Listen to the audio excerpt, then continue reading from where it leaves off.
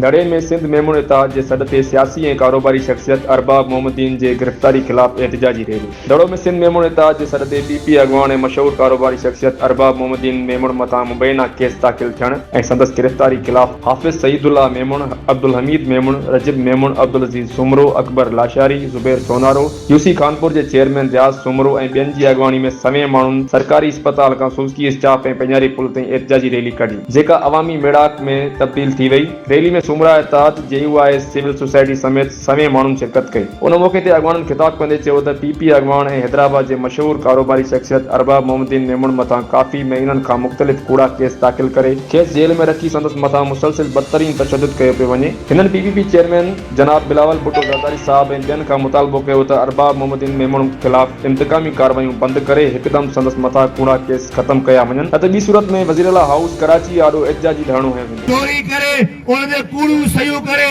ऐं मुख़्तलिफ़ ते सिंध जे मुख़्तलिफ़ थारनि ते कूड़ियूं FIR करे उनजे ख़िलाफ़ जेको त पंहिंजो ज़ुल्म जी हिकिड़ी राति जारी कई वई आहे ऐं केॾी महिल कराची जे सेंट्रल जेल में वेठो आहे, केॾी महिल हैदराबाद जे नारा जेल में वेठो आहे।